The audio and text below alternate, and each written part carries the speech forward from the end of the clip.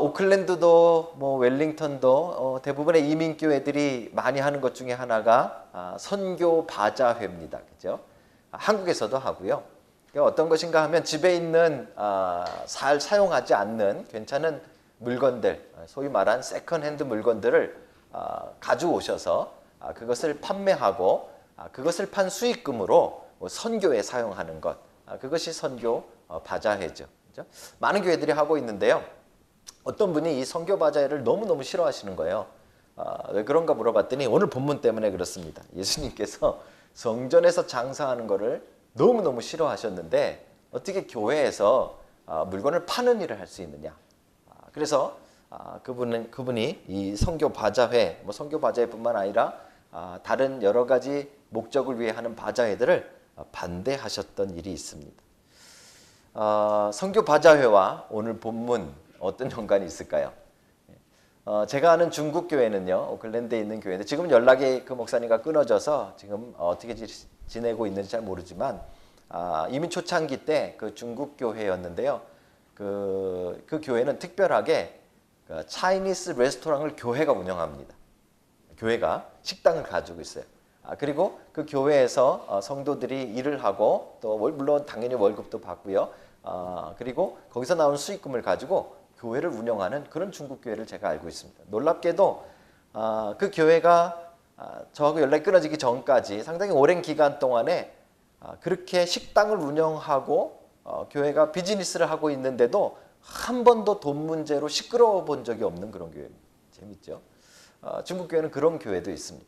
여러분 어떻게 생각하십니까? 교회가 레스토랑을 운영해서 거기서 나오는 수익금으로 교회가 행정적인 일들을 행한다는 것, 이건 정말 성경적인 것일까요? 아니면 오늘 말씀대로 예수님은 장사하는 것 자체를 교회에서 굉장히 터부시하시고 싫어하는 건 아닐까요?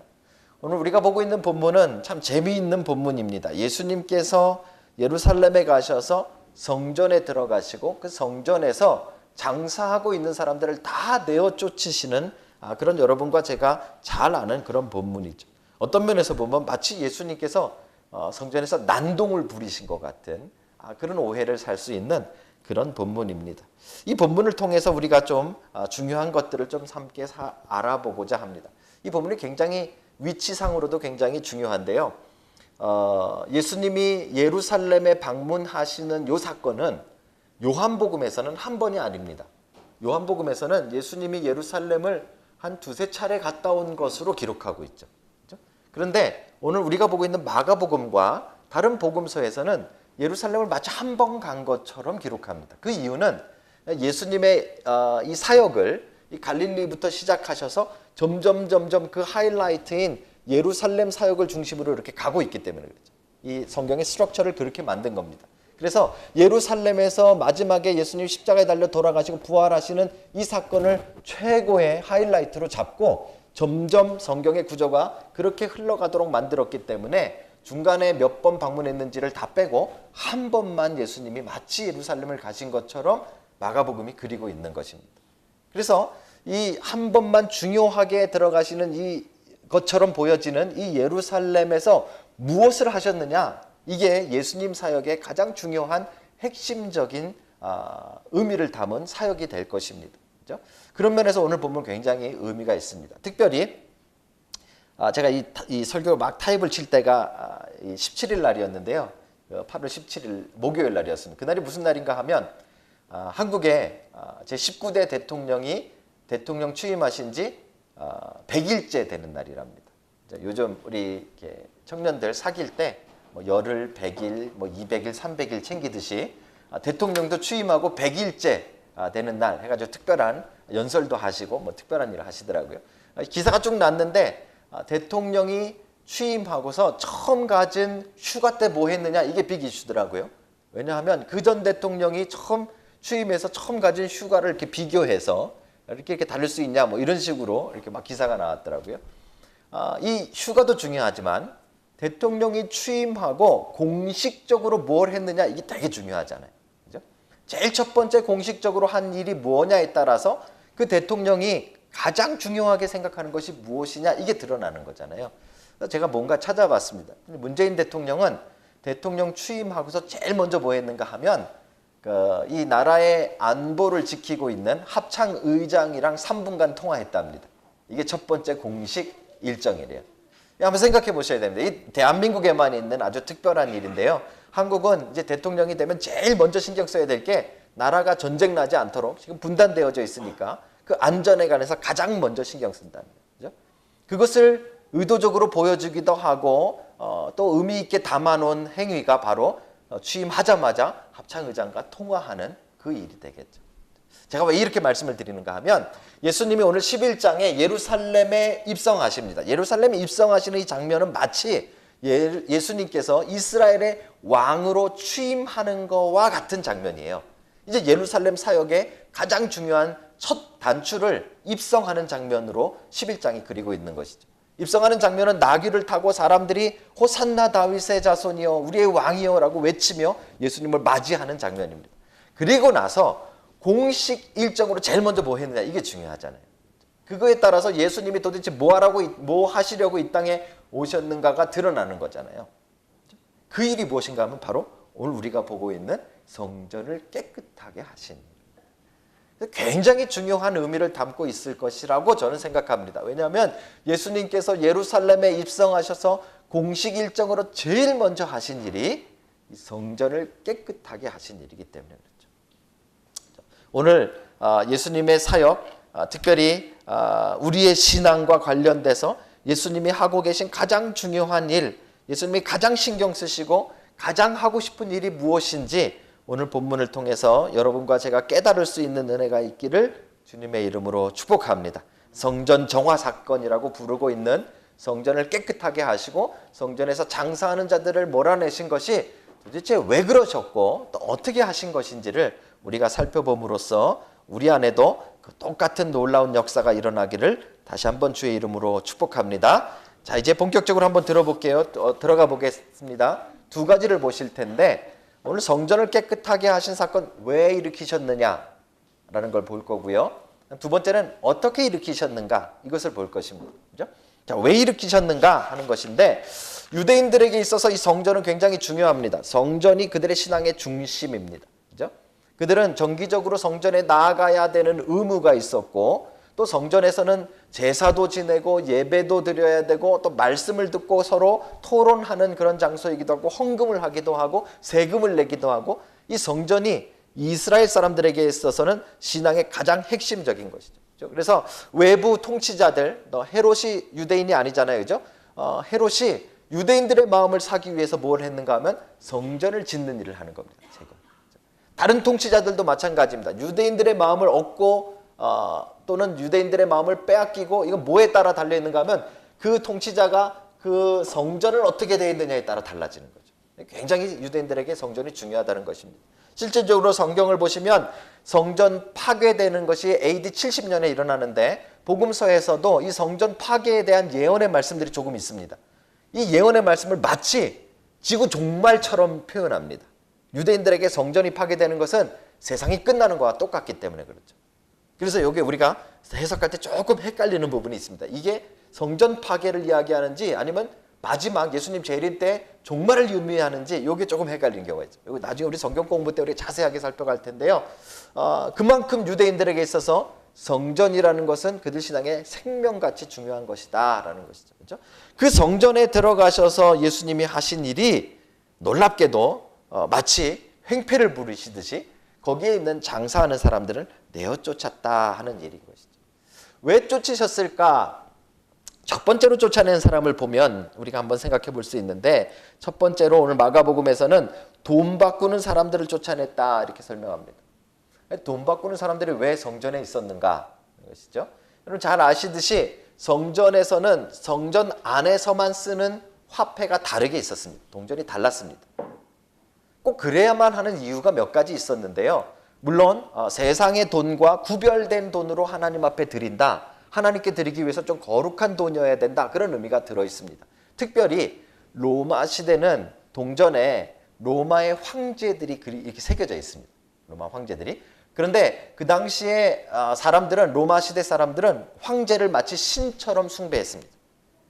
그렇기 때문에 신처럼 숭배하는 그 황제의 얼굴이 새겨져 있는 그 동전으로 하나님께 드리지 않고 그것을 성전에서 쓰는 거룩한 다른 동전으로 돈으로 바꾸어서 드리는 것은 아무리 생각해봐도 의미가 있는 일이잖아요.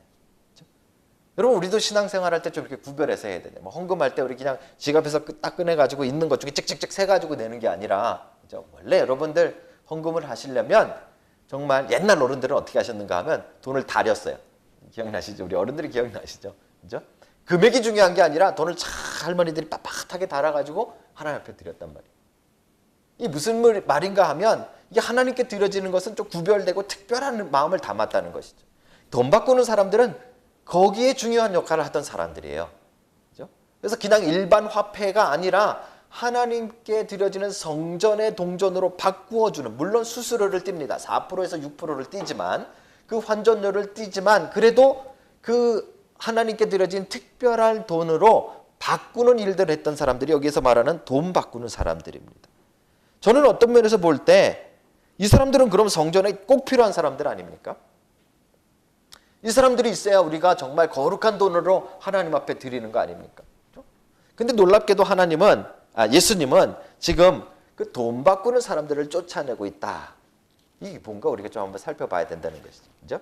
두 번째로 쫓아낸 사람들이 어떤 사람들인가 하면 비둘기 파는 사람들입니다. 비둘기 파는 사람들을 쫓아내시는데 15절에 보시면 제가 요한복음을 같이 기록해 놓은 이유가 있는데요. 요한복음에서도 성전을 정결케 하시는 사건이 초반부에 등장하는데 여기 같은 사건이라고 생각합니다. 이렇게 가만히 들여다보시면 거기는 단순히 비둘기만 팔았던 것이 아니라 양과 소를 파는 사람도 있었습니다. 그러니까 동물 판매하는 사람들이 있었다는 것이죠. 동물 판매하는 사람들은 뭐 때문에 여기 있었을까요? 성전에서 동물을 뭐에 사용하죠? 제사용으로 쓰는 거잖아요. 그렇죠? 제사용으로 쓰는데 레위기를 보니까 제사용으로 쓰여질 동물들은 흠이 없어야 된다. 이렇게 말합니다. 깨끗한 그런 동물로, 동전과 마찬가지로 구별된 동물로 하나님께 드릴 수 있었습니다. 그렇죠? 그런데 여러분 한번 생각해 보세요. 사람들이 다 예루살렘 사는 게 아니잖아요. 성전은 예루살렘에만 있습니다. 그래서 제사를 지내려면 예루살렘이 아닌 먼 곳에서부터 그들이 제사용 제물, 동물을 가지고 와야 됩니다. 특별히 디아스포라들, 뭐 터키 땅이나 아니면 뭐 그리스 땅이나 해외에 사는 사람들도 정기적으로 제사를 드리러 예루살렘을 방문해야 되는데 올 때마다 소나 양이나 비둘기를 가져와야 됐다는 거죠. 그렇죠? 그런데 여러분, 이건 제가 축산간에서 잘 아는데요. 동물을 그렇게 먼 곳에서 데려오면 오다가 상처가 나는 경우가 많죠. 다치는 경우가 많고요. 죽는 경우도 많습니다. 그렇죠? 그래서 그렇게 먼 거리를 가져와 가지고는 정말 흠 없이 상처 없이 깨끗하게 하나님께 드리기는 참 힘든 일입니다. 그러다 보니까 점점 이제 예루살렘에서 가까운 데서 동물을 사서 하나님께 드리는 일들이 시작되게 되죠. 그렇죠? 그건 이제 이 깨끗한 동물이냐 아니냐를 제사장들이 판단하는데 가장 좋은 방법은 이 성전 안에서 팔면 얘는 제일 깨끗한 거 이 안에서 그냥 바로 사서 바로 드리면 될 거 아닙니까? 그렇죠? 그 역할을 하는 사람들이 비둘기 파는 사람들이고 양과 소를 파는 사람들이죠. 근데 놀랍게도 오늘 예수님이 그 사람들도 지금 쫓아내고 있다라는 것입니다. 그러면 흠 있는 동물을 드리기를 원하시는 거냐? 아니면 정말 세상 돈을 사용하기를 원하시는 거냐? 도대체 예수님은 뭐가 문제시길래, 뭐가 기분이 안 좋으셔서 지금 돈 바꾸는 사람들, 동물 판매하는 사람들을 다 쫓아내고 있느냐 하는 것이죠. 그 답이 17절에 들어 있습니다. 17절 한번 같이 읽습니다. 자, 시작. 이에 가르쳐 이르시되 기록된 바 내 집은 만민이 기도하는 집이라 칭함을 받으리라고 하지 아니하였느냐. 너희는 강도의 소굴을 만들었도다 하시매. 아멘. 이 두 가지가 나오는데요. 이 성전은 만민이 기도하는 집이다 라는 말이 나옵니다. 이사야서 말씀입니다. 그리고 좀 뒤에 가시면 그런데 너희가 이것을 강도의 소굴을 만들었도다 라는 말씀을 하죠. 이건 예레미야 7장 11절 말씀입니다. 예수님께서 구약의 말씀을 들어다가 지금 이 성전에서 일어나고 있는 일에 대해서 못마땅한 마음을 표현하고 계시는데 그 이유는 원래 이 성전은 여기서 소 팔고 양 팔고 돈 바꾸려고 만든 것이 아니다. 원래의 목적이 이게 아니다라는 것을 말씀하고 계십니다. 그렇죠? 그러니까 예수님이 지금 화가 나시고 분노하시고 성전을 깨끗하게 하셨던 이유는 무엇인가 하면 바로 원래의 목적대로 사용되어지지 않는 성전 때문에 그런 겁니다. 이거 오늘은 조금 여러분들이 예화보다는 좀 성경에 이 해석들이 조금 필요해서 조금 어렵게 가는 것 같은데요. 한번 이제 생각해 보십시오. 이 성전이라는 곳은 여러 구역으로 나눠집니다. 제일 중요한 부분이 지성소죠. 그죠? 법궤가 있고 하나님이 거기에 임재하신다 하는 것이 지성소입니다. 지성소 나오면 제가 늘 예화드는 것이 있는데, 지성소에는 하나님의 법궤가 있고 법궤 위에는 천사가 날개를 이렇게 하고 있는 이런 조각이 있습니다. 그 천사 조각이 있는 그 자리를 시은좌라고 부릅니다. 멀시시라고 부르죠. 저희 막내딸 이름이 시은이잖아요. 그게 거기서 온 겁니다. 이 놀라운 사실들을 제가 설교할 때마다 가르쳐드리죠, 그죠? 거기서 하나님의 은혜가 베풀어진다. 그래서 베풀 시자의 은혜 은자입니다. 그죠? 거기가 지성소죠. 제일 중요한 자리입니다. 그리고 그 바로 앞에가 성소입니다. 실제로 동물을 잡아서 번제로 태우는 번제단이 있는 곳이 이 성소죠. 성소도 굉장히 중요합니다. 그런데 이 지성소와 성소만 있었던 것이 아니라 여기는 뜰이 존재하는데 가장 가까운 곳에 이스라엘의 뜰이 있습니다. 여긴 원래로 말하면 이스라엘 남자들의 뜰입니다. 여자들 못 들어오고요. 이방인들 못 들어오고 유대인들 남자만 들어가는 뜰이 조그맣게 마련되어 있습니다. 성전 안에 한 구역으로. 그리고 그 바깥쪽에 뭐가 있는가 하면 여인의 뜰이 있습니다. 이스라엘 여자들이 들어오는 뜰이 있죠. 예수님 이야기를 가만히 보면 한 여인이 과부가 조그마한 동전을 이렇게 헌금하는 것을 지켜보고 계시는 장면 여러분 기억나시죠? 그리고 예수님이 가장 큰 것을 넣었다라고 칭찬하시잖아요. 거기가 바로 여인의 뜰입니다. 헌금함은 어디 있는가 하면 여인의 뜰에 마련되어져 있죠. 이것만 있는 것이 아니라 예수님 시대의 성전이 헤롯이 만든 증축한 성전인데요. 거기에는 이방인의 뜰이라는 것이 있고요. 이쪽 편에는 솔로몬의 행각이 있습니다. 이방인의 뜰이 상당히 크게 있는데 오늘 예수님께서 지금 장사하는 사람들을 몰아내는 장면이 어디서 일어나는 건가 하면 이방인의 뜰에서 일어나는 거예요. 성전의 한 구역인 이방인의 뜰. 그렇죠? 이방인의 뜰에 이 장사하는 사람들이 어떻게 들어오게 됐느냐?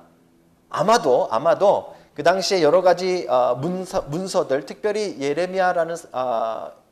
예레미야스라는 사람이 쓴 책들을 보면 자세하게 그 당시의 상황들이 나오는데 제사장들이 비리가 좀 많았던 것 같아요.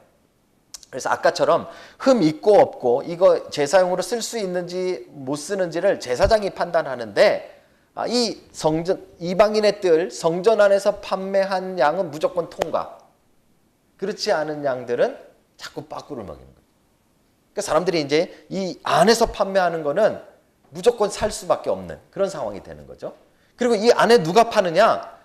뒷돈을 거래한 사람들만 여기 들어와서 파는 겁니다. 이방인의 뜰에.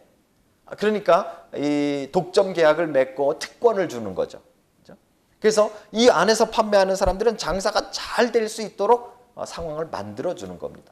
그리고 여기 들어오기 위해서 거래가 이루어지는 것이죠. 그렇죠?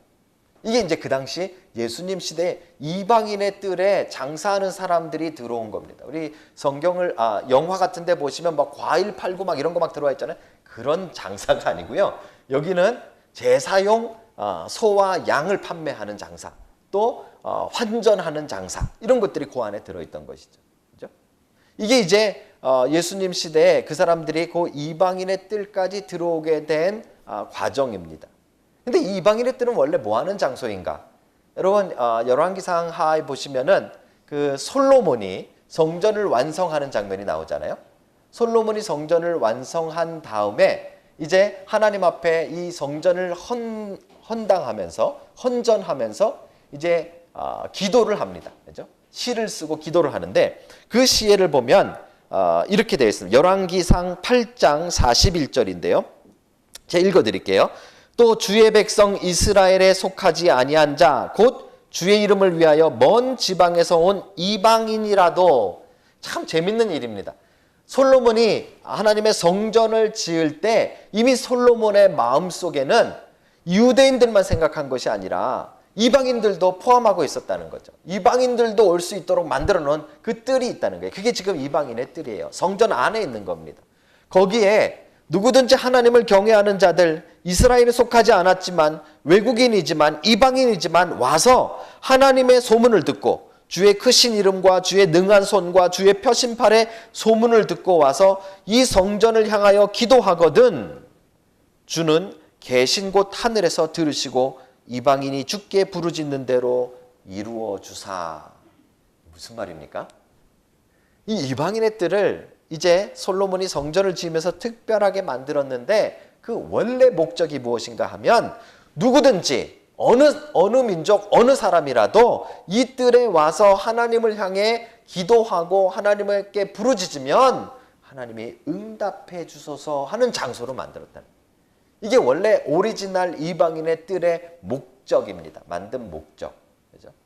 근데 오늘 예수님께서 그 성전에 딱 들어가셔서 제일 바깥쪽에 있는 이방인의 뜰에 들어갔더니 거기서 하나님을 찬양하는 이방인들이 있는 것이 아니라 하나님께 기도하는 이방인들이 있는 것이 아니라 하나님을 부르짖는 이방인들이 있는 것이 아니라 거기서 장사하는 사람들만 가득하게 있는 거죠. 예수님이 그것 때문에 지금 분노하고 계시는 것입니다. 단순히 장사에 대한 이야기가 아닙니다. 단순히 비리에 대한 이야기가 아닙니다.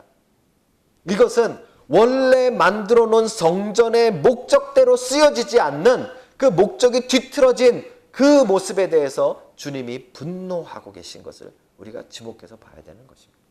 오늘 본문은 어떤 의미가 있는가? 오늘 이 성전 정화하신 사건은 하나님께서 원래 창조하신 그 모습을 잃어버리고 하나님이 원래 만들어 놓은 그 목적을 잃어버리고 세상의 이득과 비리로 가득 찬 죄악의 모습에 대해서 주님이 분노하고 있다는 것으로 우리가 해석해야 올바른 해석이 되는 것입니다. 조금 더 구체적으로 해석해드리면 여러분 성전, 예수님이 성전을 정화했다는 것 자체가 아주 의미가 있는 겁니다.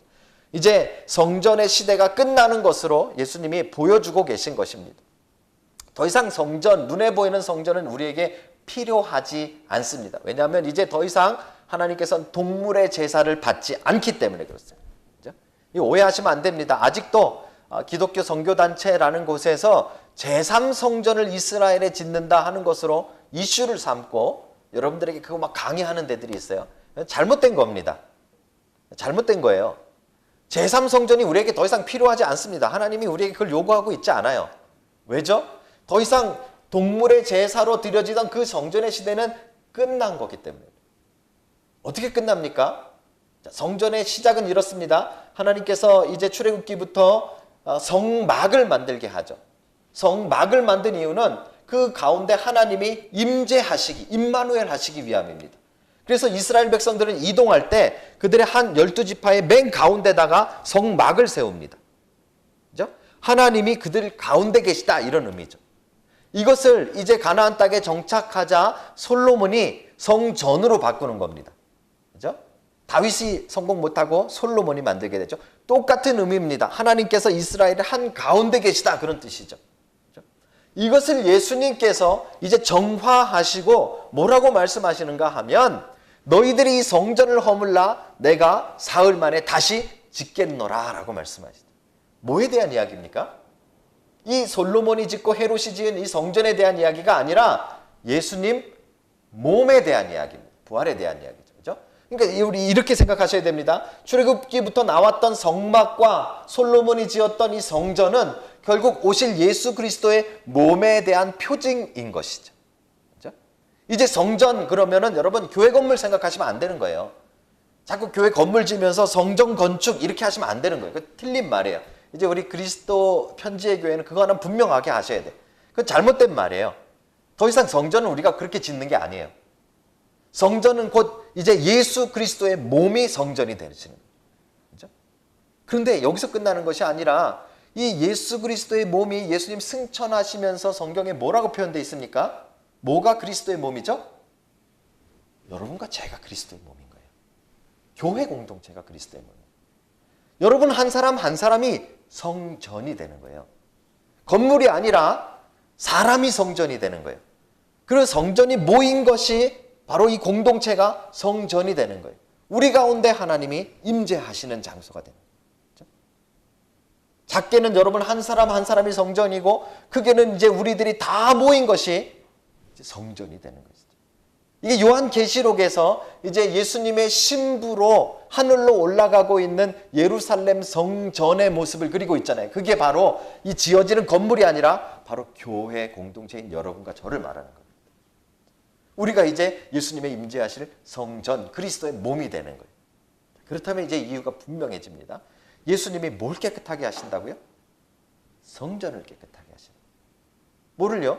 여러분과 제 마음을 깨끗하게 하시기 원하시는 거예요. 다른 것이 아니라 우리의 마음, 성전인 우리의 마음, 하나님이 거하시고 성령이 거하시는 성령의 전인 줄 너희가 알지 못하느냐 하는 그 성전인 우리의 마음을 주께서 깨끗하게 하기를 원하시는, 원래 목적대로 하나님이 지으신 대로 하나님이 임재하시고 하나님을 향한 기도가 일어나고 하나님을 향한 찬양이 일어나고 하나님을 향한 예배가 일어나는 마음으로 회복하기를 원하신다. 우리는 그 마음에다 뭘 갖다 담습니까? 장사를 갖다 담고 이득을 갖다 담고 비리를 갖다 담고 죄악을 갖다 담고 있는 거죠. 2000년 전 제사장들이 하던 그 일을 지금 여러분과 제가 하고 있는 거예요. 이건 교회 예배당에서 뭐 장사를 했냐, 만두를 팔았느냐, 뭐 그거에 대한 이야기가 아닌 거예요. 여러분과 제 안에 죄악들로 가득해서 성전의 원래 의미를 잃어버리고 망가진 우리 자신을 주님께서 회복하기를 원하시는 그 간절한 사역에 대한 부분입니다. 예수님께서 예루살렘에 오셔서 첫 번째 하신 사역이 바로 그것입니다. 지금도 예수님께서 가장 중요하게 생각하시고 가장 원하시는 것이 하나님이 우리를 원래 창조하신 대로 우리의 마음속에 하나님이 임재하시는 장소로 존재하도록 회복하시는 것입니다. 여러분, 그 놀라운 일들이 여러분과 제 심령 속에 일어나기를 주님의 이름으로 축복합니다. 그게 바로 오늘 예수님께서 성전을 정화하시는 그 놀라운 일들의 영적인 의미입니다. 오늘 이 말씀을 통해서 여러분과 제 안에도 성전을 회복하시는 하나님의 놀라우신 역사가 우리의 마음과 우리의 몸과 우리의 공동체를 회복하시는 놀라운 실질적인 역사로 이루어지기를 다시 한번 주님의 이름으로 축복합니다. 어떻게 이루시느냐? 예수님께서 어떻게 성전을 정결케 하셨느냐 하는 것이죠. 이 논란이 좀 많은 본문입니다. 왜냐하면 오늘 가만히 보시면 또는 영화를 가만히 보시면 여러분들 예수님께서 성전에 들어가셔서 이제 그 성전을 깨끗하게 하시는 장면 영화 보신 거 한번 생각해 보십시오. 대부분의 영화들은 예수님이 막 흥분하셔가지고 막 다 둘러 엎으시고 막 화를 내시고 사람들을 막 쫓아내는 장면을 그리고 있어요. 맞죠? 대부분 그런 영화 보셨을 거예요. 오늘 본문도 우리가 읽으면 사실 그렇게 보입니다. 왜냐하면 오늘 보니까 15절에 예루살렘에 들어가시니라 예수께서 성전에 들어가사 성전 안에서 매매하는 자들을 내쫓으시며 돈 바꾸는 자들의 상을 둘러 엎으시고, 그죠? 비둘기 파는 자들의 의자를 둘러 엎으시고, 예수님의 폭력 장면이 나옵니다. 이게 이제 우리 해석상의 문제입니다. 여러분, 예수님이 폭력을 쓰십니까? 안 쓰십니까? 우리의 마음을 정결케 하시고 우리를 깨끗하게 하시는데 예수님께서 어떻게 우리의 마음을 깨끗하게 하실까요? 말한 대로 막 부러뜨리고 우리를 막 갖다 주워 받고 우리를 막 그냥 막 눈을 멀게 하시고 이렇게 해서 우리의 마음을 깨끗하게 하시겠죠? 이 우리가 생각하는 겁니다. 이 말씀 때문에 그렇게 생각하는 거예요. 놀랍게도 예수님이 이런 폭력을 행사하시는 것 같은 부분은 성경 다른 어느 곳에도 없습니다. 심지어는 예수님이 채찍에 맞을 때도 손 하나 까딱 안 하셨어요. 십자가에 못 박히실 때도 그 고통 속에서도 한 번도 반항하거나 저항하셨다는 기록이 성경에 없습니다. 그죠? 그런 예수님이 오늘 성전을 보시고 이 폭력을 행사하셨다. 이게 정말 놀라운 일 아닙니까? 저도 이 부분이 참 신기하게 생각됐습니다. 한번 자세하게 좀 보실까요? 오늘 마가복음 가지고는 제가 자세하지 않기 때문에 요한복음 2장을 여러분 거기다 기록해 놓으신 거예요. 기록해 드린 거예요. 한번 보시면서 따라오시면 예수님이 정말 어떻게 폭력을 쓰셨는가, 아니 어떻게 분노하셨는가를 우리가 볼 수 있습니다. 요한복음 2장에 보시니까 똑같이 13절에 보시면 유대인이 유월절에 가까운지라 예수께서 예루살렘으로 올라가셨더니, 이 유월절은요 대목입니다. 대목. 이 유월절은 보통 때보다 몇 배에 가까운 소가 팔리고 양이 팔립니다. 그러니 아마 그 안에 엄청난 소와 양들을 팔았을 것입니다. 기록에 따르면 헤롯 대왕이 성전을 완성한 다음에 몇 마리의 소를 제사용으로 내놓는가 하면 300마리를 내놓습니다. 생각해 보세요. 소 300마리. 여러분들이 안 놀라시죠? 축산을 한 저는 깜짝 놀랍니다. 소 300마리 우르르 다닌다고 생각해 보시죠. 이게 좀 새 나가는 이야기지만요. 저희 과에 전통적인 데모가 한 번 있습니다. 이 전설적인 데모가. 그죠? 이 다른 과도 막 데모하면은 막 뭐 체류탄 터지고 그럼 막 밀리고 막 이러잖아요. 우리 데모하는데 이 학장실로 이 농장에서 소를 가져다가 젖소를 출동시켰답니다. 이게 못 막는 게 결국은 학장이 항복한 유일한 그 데모가 이 축산가에 소를 동원한 데모였다는 대단한 거죠. 여러분 소 300마리 엄청난 겁니다. 그 당시에 6월절이니까 엄청난 소와 양을 아마 팔려고 거기 가져왔을 거예요. 그렇죠? 그런데 예수님께서 그 안에 들어가셔서 소와 양과 비둘기 파는 사람들과 돈 바꾸는 사람들이 앉아 있는 것을 먼저 보시고, 여기는 이방인들이 예배해야 되는데, 이방인들이 하나님을 찾아야 되는데, 이방인들이 하나님을 만나고 교제해야 되는데, 여기서 장사하는 모습을 보시고 15절이 이제 기가 막힙니다. 노끈으로 채찍을 만드사, 채찍을 동원하셨어요. 채찍을 동원하셨습니다. 그리고 돈 바꾸는 사람들의 돈을 쏟으시며 상을 엎으시고. 이렇게 보면 정말 우리가 영화에서 본 대로 예수님께서 채찍을 만들어가지고 막 휘두르면서 막 정신없이 소리치시고 사람들은 이게 뭔 일이냐 그러고 막 도망가고 하는 그런 난장판의 모습으로 혹시 여러분과 제가 오해할 수 있다는 겁니다. 그렇지 않아요. 다시 보시면요, 이렇습니다. 노끈으로 채찍을 만드사 사람들을 휘두르 패셨다, 이렇게 돼 있죠? 아닙니다. 그렇죠? 양과 소를 다 성전에서 내쫓으시고, 그 당시에 양과 소를 움직이는 방법입니다. 채찍을, 노끈 채찍이라는 것은. 소 몰아보셨습니까? 가 그러면 가는 줄 아십니까? 절대로 안 갑니다. 발로 차고 때려도 꿈쩍도 안 합니다. 제가 삽으로 돼지 이렇게 쳐본 적이 있는데요. 뒤 이렇게 쳐다봅니다. 엄청나요. 그죠? 쫓아내려면 노끈을 쓰셔야 되는 거예요. 사람을 때리신 게 아니에요. 오해하시면 안 돼요. 그죠? 자, 돈 바꾸는 사람들의 돈을 쏟고 상을 엎으셨어요. 왜요? 돈을 집어가지고 멀리 던져버리신 게 아니에요. 돈을 뺏은 게 아니에요. 여러분 조폭이 이게 뭐 이렇게 포장마차 골목 가가지고 자릿세 내놓으라고 막 휘저는 그런 게 아니란 말이에요. 바닥에 쏟아서 바로 주술 수 있게 하신 거예요. 이 장면을 잘 보셔야 됩니다. 예수님이 분노를 표현하고 있습니다. 예수님이 지금 화가 나셨습니다. 왜요? 우리의 원래 모습대로가 아니기 때문에, 성전의 원래 모습이 아니기 때문에 주님이 화가 나시고 분노하신 것이 맞습니다. 그래서 거룩한 분노라고 우리가 이야기합니다. 하지만 거기에는 이성을 잃고 폭력을 행사하고 있는 모습으로 성경 그리고 있지 않습니다. 자, 비둘기 있는 사람은 어떨까요? 비둘기 있는 사람도 채찍으로 비둘기 동물이니까 때려야겠죠? 그럼 어떻게 될까요? 비둘기가 죽거나 아니면 새 장이 부셔져서 날아가 버리겠죠. 어떻게 합니까? 오늘 예수님께서는 16절에 비둘기 파는 사람들에게는 어떻게 합니까? 이르시되 이것을 여기서 가져가라. 저는 이 부분을 읽을 때요, 가슴이 뭉클했어요. 예수님께서 분명히 화가 나셨어요. 분노하셨어요. 죄에 대해서 분노하신 거예요. 원래의 모습을 잃어버린 그 성전을 보면서 한탄하신 거예요. 화가 나신 거예요. 그죠? 그래서 이 문제를 해결하시기 위해서, 정결케 하시기 위해서 채찍도 만들고 막 폭력처럼 힘을 쓰시기는 하시는데 그 하나하나마다 사랑을 놓지 않고 계신 거예요. 동물을 쫓아낼 때는 비록 채찍을 쓰시지만 돈 바꾸는 사람들에겐 그냥 바닥에 돈을 쏟는 정도로만 하시는 거예요. 비둘기는 날아가거나 새 장이 부셔지거나 잘못 맞으면 죽을 수도 있기 때문에 그냥 말로 가져가라고 말씀으로 하시는 거예요. 이해가 가십니까?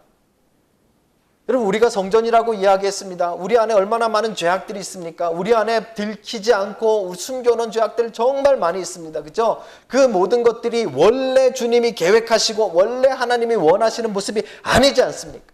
하나님께서 정말 원하시는 것, 우리 주님의 사역의 핵심은 무엇인가 하면 여러분과 제가 회복되어져서 하나님을 바라보고 하나님과 교제하고 하나님을 기도하고 하나님께 기도하고 하나님을 찬양하는 모습으로 바뀌기를 원하시는 거예요. 그를 위해서 우리 안에 있는 죄악들을 몰아가시는데 놀랍게도 한 사람 한 사람의 상황과 처지에 따라서 그 모습에 따라서 다르게 대해주신다는 거잖아요. 우리는 신앙생활하면서 참 오해를 많이 합니다. 그렇죠? 간증 들으면 많이 그렇잖아요. 어느 선교사님 얘기 들어보니까 막 아내가 열병으로 쓰러지고 뭐 애들은 막 다치고 그죠? 막 눈 먼 분도 계시고 그죠? 뭐 다리가 부러지시는 분도 계시고 하나님 앞에 조금만 잘못하면 예수님께서 막 화가 나셔서 우리를 막 후드러 패시다 보다. 아니에요. 우리의 죄에 대해서 주님이 분노하시고 그 죄의 문제를 해결하시기 위해서 우리를 찾아오시고 우리 안에 그 거룩한 분노를 동원하시지만 주님은 분명히 한 사람 한 사람에게 맞게 그 사랑을 놓지 않고 정결케 하고 계시다는 것이죠. 그게 오늘 본문의 핵심 내용입니다. 사랑하는 성도 여러분, 주님께서 분명히 여러분과 제가 원래의 모습을 되찾기를 원하실 겁니다. 원래의 모습은 하나님이 창조하신 대로 하나님을 찬양하고 하나님께 영광 돌리고 하나님께 기도한다는 말은, 기도하고 응답을 받는다는 말은 하나님과 교제가 일어난다는 말이에요. 이방인의 뜰은 그거 위에서 원래 만들어진 곳이에요. 장사하는 장소가 아니라는 말이에요. 그런데 그 모습을 잃어버리고 원래의 모습을 잃어버리고 거기에 비리와 이득과 자신들의 조금 더 이득을 얻으려고 하는 눈이 벌겋게 돈에 눈이 멀어버린 그 모습들을 보고 주님이 분노하신 게 맞아요. 그것을 깨끗하게 하시기 위해서 분노하신 것이 맞아요. 그런데 그 방법은 결코 폭력적이지 않습니다. 한 사람 한 사람마다 비둘기 파는 자는 비둘기 파는 자에 맞게, 그렇죠? 소와 양은 소와 양에게 맞게, 돈 바꾸는 자는 돈 바꾸는 자에 맞게 주님께서 사랑을 놓지 않고 그 거룩한 분노로 그들을 깨끗하게 바꾸어가고 계시다는 것이죠. 거기에 여러분과 제 마음을 맡길 수 있는 우리가 되기를 주님의 이름으로 축복합니다. 제가 지난주에 여러분 주일날 잠깐 간단하게 말씀드렸습니다만 비행기를 타고 이 더니든에서 오는 그 일정은 주일날 아침에 도착하는 거 참 다시는 그렇게 하면 안 되겠다는 생각을 여러 번 했습니다. 왜냐면 이 비행기 일정이 갑자기 또 바뀔 수 있잖아요. 그래도 다행히 더니든에서 출발할 때 제 시간에 출발해서 1시간 반 남겨놓고 제가 여기 도착하는 계획이었어요. 도착해서 우리 명제 태우고 이렇게 오면 딱 시간이 맞겠다라는 계획이었죠. 그렇죠? 딱 도착을 제 시간에 할 수 있도록 출발이 되어졌는데 이 비행기가 여기 도착하는데요. 저 그렇게 흔들리는 비행기는 처음 타봤습니다. 웰링턴 바람 많아서 몇 번 흔들린 적은 있는데 그날은 정말 롤러코스터 탄 것 같더라고요. 정말 많이 흔들려서 사람들이 막 뭐 이렇게 욕하고 막 사람들이 막 소리 지르고 이런 경우들은 있는데 그날처럼 진짜로 막 토하는 장면은 제가 처음 봤어요. 저 앞에서부터 이 아이를 데려왔는데 아저씨가 이 막 봉투를 막 급하게 찾더라고요. 이게 저거 막 애가 토하는 거. 여기저기서 봉투를 막 꺼내는 거예요. 이 앞에 포켓에 이 토하는 봉투 있잖아요. 구토하는 봉투. 저 옆에 있는 여자가 갑자기 자기도 막 찾는 거예요. 옆에서 이렇게 멀미하면 같이 덩달아 하잖아요. 특별히 저는 멀미를 좀 많이 하는 편입니다. 아침에 멀미약을 먹었어도 불안한 거죠. 그렇죠? 겨우 그 사람 이제 막 봉투 꺼내서 제가 참다가 저도 이제 봉투를 막 꺼냈어요. 이제 안 되겠다. 이제 나도 혹시나 모르니까 봉투를 손에 쥐고 이제 착륙을 해야겠다. 그랬는데 봉투를 손에 쥐는 순간에 다행히 비행기가 팍 착륙을 했어요. 제가 그때 뭘 느꼈는가 하면 제가 더니든에 가서 이렇게 청년들에게 설교하면서 나름대로 제 안에 있는 부끄러운 모습들을 참 많이 같이 나눴어요. 왜냐하면 청년 때에 같은 공감을 이루고 뭐 목사인 저도 연약하기 때문에 뭐 제가 술 먹었던 이야기도 하고 제가 실수했던 이야기도 하고 공부 못했던 이야기도 하고 방황했던 이야기도 하고 이렇게 막 나름대로 제 속에 더러운 것들을 아이들에게 잘 꺼내놨다고 생각을 하고 자부하고 있었는데 그날 제가 비행기 안에서 그 장면을 딱 보고는 제 마음속에 어떤 마음이 들었는가 하면 아직도 내 안에 참 꺼내지지 않은 더러운 것들이 참 많구나. 그렇죠? 목사니까 이렇게 남들에게 말 못하고 이렇게 숨겨놓은 모습들이 참 많구나. 비행기가 흔들리니까 정말 속에서 다 뒤집어져 나올 것 같은 그 모습을 보면서 어쩜 우리 영적인 모습도 여러분 그러지 않습니까? 보통 땐 잘 모르는데 우리의 상황이 어려워지고 우리의 상황이 힘들어지고 문제가 생기면 막 우리 안에 옛 모습이 팍 나오지 않습니까? 아무리 눌러놨어도, 아무리 우리가 겉모습 멋있게 눌러놨어도 상황이 어려워지면 막 나온다는 이야기는 아직도 그 안에 우리가 더러운 것들이 우리 안에 가득하다는 이야기입니다. 겉은 성전인데, 겉은 하나님 앞에 제사하고 하나님 앞에 예배하고 말씀을 듣고 찬양하는 장소였는데 그 안에는 장사꾼들로 우글우글 거린 거예요. 예수님이 거기에 분노하신 겁니다. 저는 지금도 예수님이 우리의 모습을 보시면서 기뻐하실까 분노하실까? 제 속을 들여다보고 여러분 속을 들여다본다면 정말 주님이 기뻐하실까요? 분노하실까요? 저는 분노하실 만한 일들이 우리 안에 참 많다고 생각합니다. 아직도 버리지 못한 죄악들이 여러분과 제 안에 많다고 생각합니다. 요즘은 죄에 대해서 이야기하면 성도들이 오질 않습니다. 듣기 싫으니까요. 저도 듣기 싫은데. 그런데 여러분, 오늘 우리에게 주신 말씀이 바로 그 죄악으로 원래의 모습을 잃어버린 성전의 모습입니다. 바로 여러분과 저의 모습이죠. 예수님의 거룩하신 분노 앞에 그 손길에 우리 자신을 맡길 수 있는 귀한 은혜가 있기를 주의 이름으로 축복합니다.